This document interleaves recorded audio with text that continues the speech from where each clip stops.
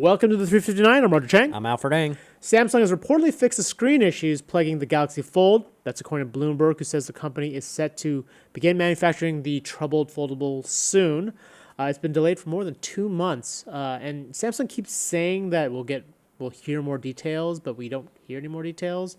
But it looks like this thing isn't going to get ready until the holidays. I will believe it when I see it. A part of me feels like they're going to roll it out for reviews again, and some other issue will come up that they had not foreseen. Start all over again? I feel like this is one of those phones. This phone is like Matt Damon on like Jimmy Kimmel's show, where like he's never gonna make it. Sorry, we couldn't fit Matt Damon in today. The Galaxy Fold, as a bit of context, again, early reviews found that the phone was tending to break. There were some screen glitches, dust got into it, forcing Samsung to basically recall a bunch of the review units. It hadn't actually gone to market. We're still waiting to hear from it, waiting to hear some concrete details from Samsung. There is a August 7th Note 10 event going on, but Bloomberg says that we probably won't hear much about the Fold then. At this point, they should at least offer some kind of discount for all the people that might have pre-ordered it or were expecting to get it, a bit earlier. That's kind of, frustration for them. I would hope there's some kind of discount for it. It's a really good point, and Jessica Delacourt made that point in one of the articles that, it's great that Samsung has sort of apologized for pushing this out too early, but they didn't really apologize directly to consumers. Yeah. All right, next up, Amazon finally opens up about how much data it's storing and how much data Alexa's collecting. Alfred, you were on top of the story. What's going on? Yeah, so they had sent a letter to U.S. Senator Chris Coons, a Democrat from Delaware, after he sent them, he sent Jeff Bezos a letter in May asking for answers on Amazon and its privacy practices on Alexa. Yep. So in their response, Amazon wrote that, one, they keep this data forever until you delete it yourself, which you have to go and manually do it. There's no automatic expiration date on that.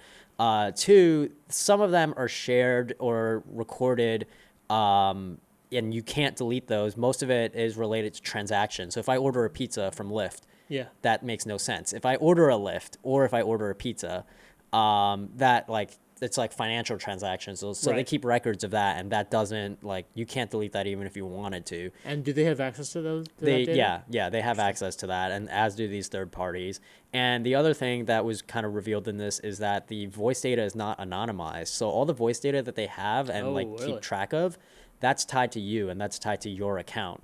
They say that's out of transparency purposes. They say they keep those transcripts because they want people to know when Alexa hears them wrong, what did it actually think that you said. So you can go and view that. Interesting. And they noted that, after our scoop from May about how Amazon was keeping transcripts even when you deleted the recordings. Yeah. Even when we wrote that story, they said they're taking work. They're going under processes to make sure that it's deleted from all their systems. Yep. In this letter that was sent on June 28th, they said they're still working on that. So that process is still ongoing. There are still parts of your transcript that linger in Amazon systems even after you delete the recordings. Got it. Lastly, the Huawei drama continues, despite President Trump saying that he's loosened some restrictions on Huawei's ability to buy key products, American products and services like chips, and as well as access to Android. The Commerce Department has come out and said, no, actually, they're still maintaining the full ban. So we're kind of in this weird back and forth now. The company has long dealt with security concerns, but right now it's sort of wrapped up in this broader tussle over trade terms between China and the U.S. So generally, am I able to get a Huawei phone in the U.S. still? So the ban isn't necessarily about whether or not Huawei can sell a product here. It's more about whether or not Huawei can buy products from American companies. And does that include software, like if they wanted Android? Exactly. That's the big one, is because they can't, then technically Google can't sell Google mobile services, which is allow the Android key services to Huawei. That would basically cripple the phone outside of China. All right, for more of these stories, check us out on CNET. I'm Roger Chang. I'm Alfred Ng. Thanks for listening.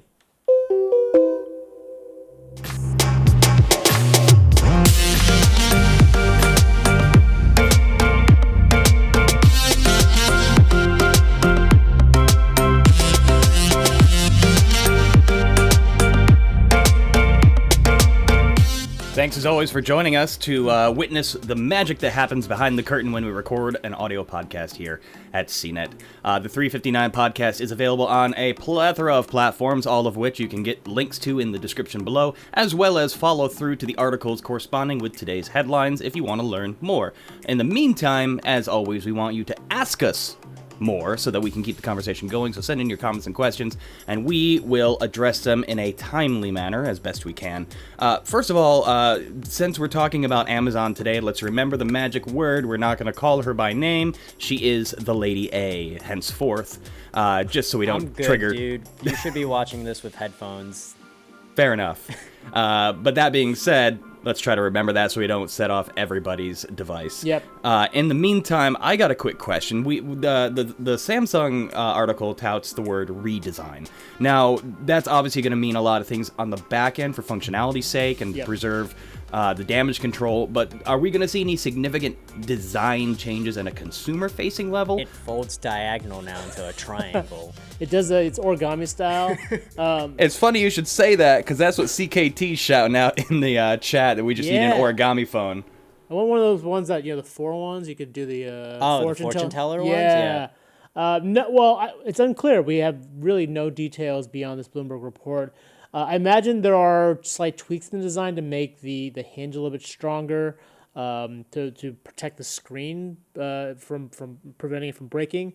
I'm not sure if there's actually going to be the plastic thing that you can't peel it off. Right.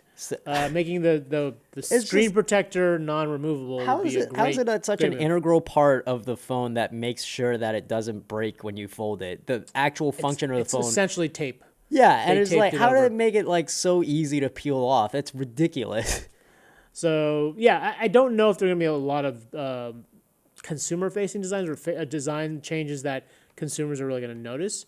Partly because they haven't really, if you think about it, they haven't really let consumers get a hold of this device yet, right? There were only a handful of reviewers that had it, and they all had to send their units back. So there isn't really a great first impression already set in place for these devices. They got recalled before any of that could happen.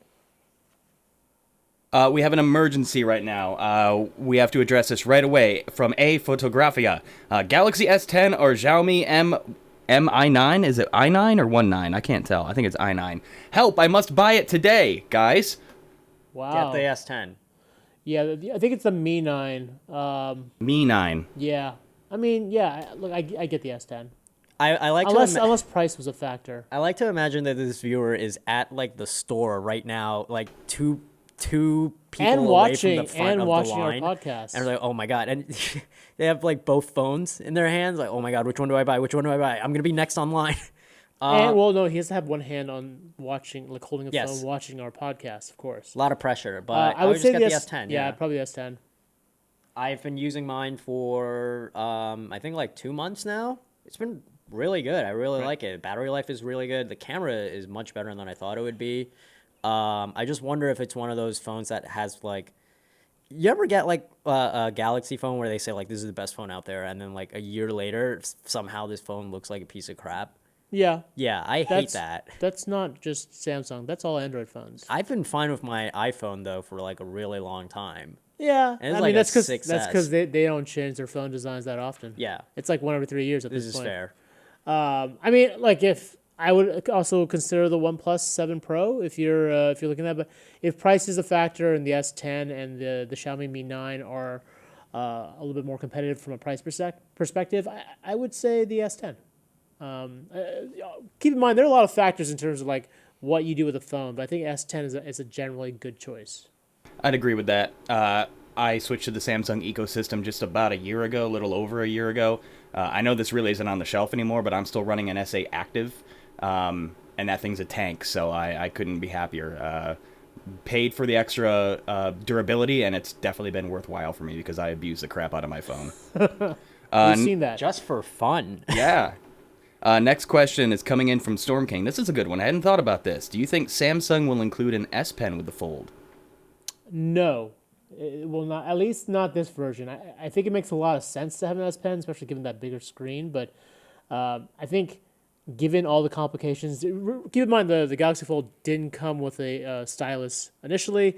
I don't think they would go back and sort of redesign the device to incorporate the S Pen, because if you know the Note 10, the Note line, the stylus is embedded into the phone itself, right? There's a slot, so that would require the Fold to be completely redesigned just to accommodate that stylus. So maybe in future versions, but not this one. That, and I think they just want to keep their brand separate. Like, there's a lot of features on the Note series that I would want for an S10, but and they could easily do that. You know, like taking notes on the lock screen. I really like that feature, but I think they want to keep them separate, and they don't want to like dilute like these features. So it makes sense to keep. That's totally a fair point. Just wait until they come out with a Galaxy Fold Note or something that's even more expensive. It's like $3,000 or something. All right, packet inclusion aside, will the S Pen have any level of functionality with the Fold, do you think? Will the S10 have S Pen? Oh, S Pen. Oh, I don't know. I guess it remains to be seen. Yeah, is the Pen cross-platform? Like, if I had the S Pen, would I be able to use that on my S10? I don't believe so. Oh. Yeah, so probably. I would say it might not have the things like the off-screen, but I think it does. It can interact with capacitive touch displays. Okay. But it doesn't have all the bells and whistles of the Note because it's not optimized for it. All right, stop the presses. Samsung needs to hire CKT right away for press and PR. Introducing the Samsung Galaxy Paper Airplane, text messages on the fly. Oh, I like that. That's a Reuben level pun. I know. Sorry, what? Are you throwing the phone? I like that. It's a good dad joke. I would throw the phone. I'd appreciate it. All right, so let's move on. Here's one from Timothy. Is it possible for Samsung to release the Fold at about 300,000 units, give or take, worldwide to test the water before going fully worldwide? They could do that. Wasn't the Fold already supposed to be released in like a limited amount to begin with anyway? Like, didn't only like 30 people pre-order it? I don't know what the exact numbers are. Like 300,000, by the way, seems like a huge number actually. I mean, don't they usually release like millions though? For like the S10, Yeah. And the Note maybe 1 million. Yeah. I don't know, but 300,000 Fold units seems like a pretty high number. Oh, I mean, keep in mind, I thought that was worldwide though. Yeah, it's like a $2,000 phone. I thought it was a modest amount. I don't know if maybe I'm getting my numbers all mixed up, Yeah. but that seems like a fairly high number for such a niche device. Because it was already supposed to be a limited release in the first place. Yeah. So. Yeah. I mean, how limited is that release going to be by and large? I mean, we know that this is a premium product, and they're not going to release it at scale like you would see a standard budget phone, mass numbers. What kind of releases are they planning? We have no idea at this point, especially after what happened with the kind of the initial batch, right? Maybe they could be uber cautious and just limit the number. And I don't know how many. I mean, I'm sure there are folks, the ones who pre-ordered this phone initially, who still want to get this thing. There are the early adopters who want to have the absolutely newest, coolest thing.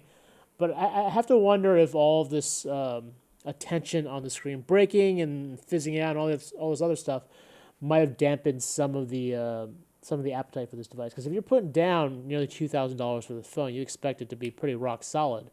And I think there are still going to be a lot of doubts for consumers about how durable these things are. For sure. All right, let's switch gears and talk about Amazon for a second. Commander Trium asks, is Amazon facing regulation around Lady A? Not around Alexa. Oh, dude, come on. You're just going to be that guy. Just got to be that guy. I activated all of your devices. Dude, stop being such a jerk. But not around that, but there are investigations on like antitrust concerns with Amazon, as well as its warehouses. But for privacy concerns, there's not any like investigations on that currently. No. Okay. Do we know amongst the list of who they're selling the data to, sharing the data with, what vendors have been approached? They don't sell the data. They don't I just want to get that clear. Like, Amazon doesn't sell data on share. People. Yeah, so they're shared. It's with skill developers. So if you have like a third-party skill, it's mostly financial transactions that are done through it. So, like I said, when Amazon says, "Oh, you can now order a pizza like through your voice assistant, or you can order a Lyft or an Uber through it," that record stays there because you're paying for something. Also, if you buy like a song, or if you buy anything off of Amazon, that record stays there, and that goes to the whatever. Whoever you bought it from. So yeah, like Uber, Lyft, I think Pizza Hut, because you can get pizza off of there. Yeah. I want Pizza Hut now. they're like they keep the records of that data. You guys want to kill this show and go get some Pizza Hut? Not Pizza No, Hut, but no. I will eat free pizza. What's Well, wrong he with didn't Pizza say Hut? free pizza. He just Yeah. said pizza. No, I said I will get free All right. pizza. I don't know where you're gonna get this magical free pizza from, but sure. All right, let's talk a little bit about switching gears into Huawei. Timothy asks, I know there's a 90-day grace period for Huawei, so when exactly is that day when the 90-day grace period going to expire? That's a great question. I don't actually have the answer for that. As far as I could tell, like the ban seems to be in place now, and because Huawei's chairman sort of talked about the impact already. But let me get back to. I'll do some researching back to you on Twitter. Also, this seems like a very like back and forth thing. Weren't you talking about a Huawei ban like around January or so? So that was a different ban. Okay. There is a ban on U.S. companies buying equipment to put in their network, which is where they get. Yeah. They're the number 2 phone maker, but a lot of their business is from telecommunications equipment, the networking backbone, powering wireless networks. And so a lot of U.S. companies, U.S. businesses, U.S. carriers are unable to buy Huawei equipment. This ban is sort of the reverse, that Huawei can't buy from America. Okay, so now they can't buy. Like, there's just no transaction going on at all. Then. Yeah, this is the one it's a lot more critical. They levied the Commerce Department put a similar ban on ZTE last year, and that almost caused them to go out of business. Yeah, because they violated that, right? They violated Iran's sanctions. Yes. Okay. So yeah, but because of that, Commerce Department put that ban up. But to show you how devastating it could be, like ZTE was pretty much days from shutting down because they couldn't get access to Google services like Gmail and Calendar. Its phone was basically dead in the water. Is Huawei different from that though because they have backings of like the Chinese government and they're like a much bigger company than ZTE is? So the alleged backing, they're not like Yes. It's never been officially proven. Even though the founder and chairman is former Chinese military, but I would say that it's potentially bad. It's not. I don't think it's as devastating as the ZTE ban. Huawei's already said that they're working on their own operating system to kind of get away from Android, but it really is unclear just how well they could weather losing a lot of those key services. Let's get a little off topic here for a second, but totally worth it. CKT asks, speaking of pizza, have you guys seen the autonomous Domino's delivery pod truck thing? They will destroy that in a second. I have not seen it. I haven't seen it yet. But I always think about that robot that they did like hitchhiking as an experiment. Oh, And it got yeah. like destroyed yeah. in Philly. Or the course. security robots in DC that people Because- just smeared poop on. Didn't they like flip it over into a fountain or something? No, that one was in DC. And that one, okay. like, it was in a mall and it like was patrolling and it just fell into a fountain. Oh, okay. It's like people were making these jokes that the robot like killed itself because it didn't want to live in this world. But in San Francisco, there was the ones like patrolling around like the city, and a lot of people there just like knocked it over and like smeared their own poop on it. Because it's San Francisco. Yeah, I don't understand that. Scooters are smeared with poop out there. I don't understand San Francisco. We're taking Poop a little City. peek right now, thanks to the Associated Press, to the Domino's driverless pizza delivery car. A robot. It's just a self-driving car. Yeah, I thought it was actually going to be more of like a drone. I hate how spoiled we've gotten with technology where I'm like, oh, it's just a self-driving car. I know, Alfred. Boo. That seems more like a promotional stunt. Yeah. For sure. I don't know why they're doing that when they could be doing like self-driving ice cream trucks where it's like a vending machine kind of Whoa, that's a genius idea. setup. But Do people go outside anymore? for ice cream trucks, they do. Do they? Yeah. Okay, I don't know. I will say this though, if they ever did like self-driving ice cream trucks, the ice cream truck drivers would like have a fit about it because they do like gang wars in the city over like turf on like, Right. hey, this is Mr. Softy Land, you can't like. I've known like ice cream truck drivers that have like baseball bats like in their cars. It's like hardcore. All right, well, yeah. All right, on a bit of a heavier note, swinging back over into Huawei territory, Commander Trium asks, states, we still have that Huawei exec on ice up in Canada. Any word on when that'll be all over so we can get our hostages back? No word at all. And I don't know if They're fighting the extradition to the U.S. Yeah, they are, but it's been kind of We haven't heard any new developments in a while. It's been kind of quiet. But you're right. The CFO and the daughter of the chairman is still up in Canada. Oh, technically awaiting extradition. Not technically. Or She trial. Or trial. I mean, Yeah. she's waiting extradition to the U.S. Yeah. All right, talking a little bit about folding screens again, Yan brings up an interesting point. As of now, all foldable phones are just one fold, just a folder. I wonder if in the future there will be foldable phones with 2 or 3 folds, and that's kind of harkening back to our origami conversation of a little bit earlier. Datcher tacks on, historically the screens are the most expensive part of phones and laptops. I can imagine the folding mechanism is not cheap, but imagine how thick a bifold or trifold phone would be. It'd be like coffee cup density to try to get that sucker down to size. So it's funny you say that because there is a concept, double foldable phone. Basically, the 2 edges kind of fold in on itself. The 2 outer edges kind of fold in, and then they kind of meet in the middle a little bit. So there is like a double folding screen. It's a concept by Xiaomi. I don't know if it'll actually go to market ever, but it's kind of a cool way to think about different applications for foldable phones. That, and I think you're only gonna get like so many folds out of it. Like it's really hard. If you have a piece of paper near you, try folding it like 7 times. Right. It's incredibly difficult. It's not one that like folds double. It just sort of like the 2 outer edges kind of fold in like this. So that's still one fold though, isn't It's it? 2 different fold lines though. Oh. Yeah. I guess that's like a science fair board or something. I don't know. I think that's definitely more one of those like we're doing it because we can, not because there's a use. But for I it. generally feel like there's only so much you can fold on it. But yeah, like trifolds would kind of make sense, like the science fair board thing you were talking about. Yes. Yeah. I still say the scrolling phone or scroll phone is the best course of action. Yeah, that's the dream. That's right rolling though. That's not folding. True. But I mean, if you fold something enough, it there. technically becomes a roll. I mean, they have the technology to do it, at least with TVs, like larger screens. But to your point, it's a large display, so it's a lot easier to fold than a tiny phone. So that's where the obstacle is. All right, we're in the home stretch here. Let's talk Huawei one more time. Storm King says if the Huawei ban is lifted after they implement their operating system, would they go back to using Google services? Yeah, I would imagine so. Look, we don't know what the timing is or when this other operating system will get off the ground. We don't even know if anyone will want it. I mean, presumably, folks in the market in China wouldn't mind the switch over since they don't have a lot of Google services. I mean, there aren't any Google services. Yeah, they're it's not banned on in the China. Play Store. But there is an Android ecosystem of apps there.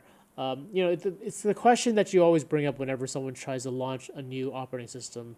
The ones we saw with BlackBerry and Windows phones, like where are the apps for it? Was the broad support? There are a lot of hurdles to beyond just like creating an operating system, but actually kind of getting it off the ground and getting support for it. Yeah, there are a lot of challenges. I think with as long as it supports like WeChat and WePay and that entire network out there, they'll probably be fine. But in China, yes, right? Like once you get outside China, though, that's a real issue when like the phone cannot have Gmail, it cannot have calendar, like all the Google services. I don't know if any consumer is going to want that, especially like an Android user, right? Mm-hmm. Especially when there are plenty of options out there that do have those services intact. For sure.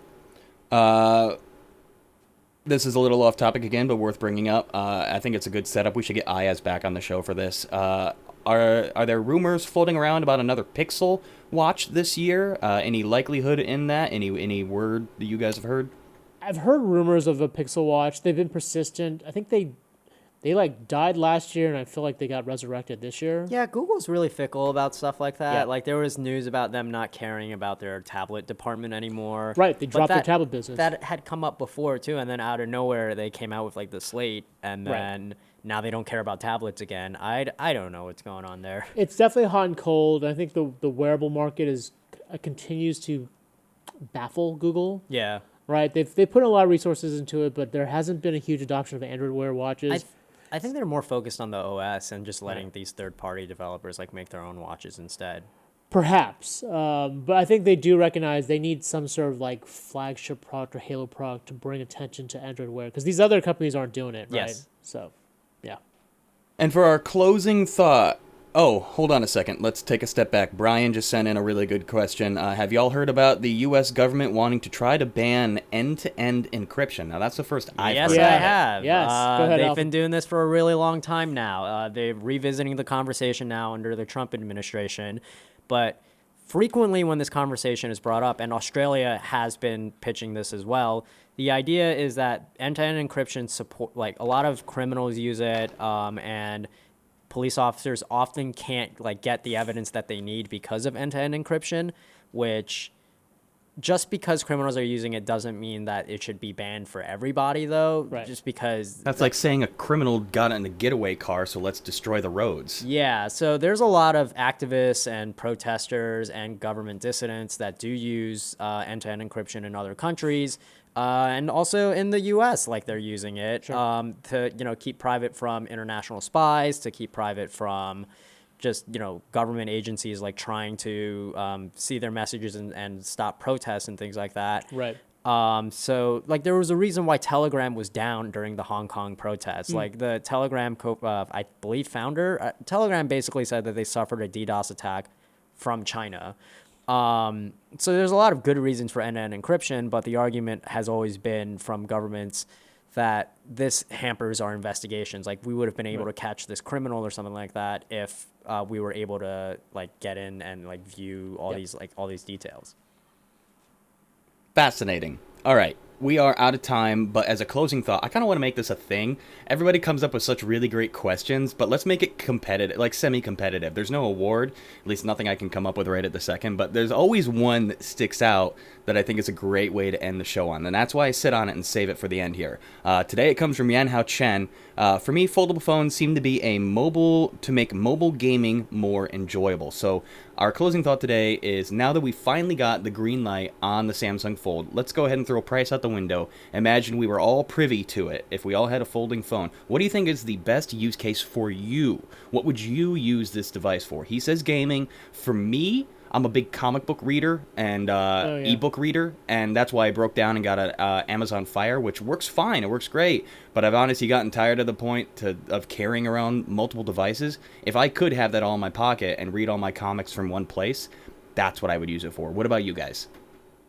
I mean, I think ebooks it's a really good example. I mean, it's lazy, but I would fall back to mobile gaming as well. You should fold it up into tent mode, so it's like this, and then use it as a stand for your tablet.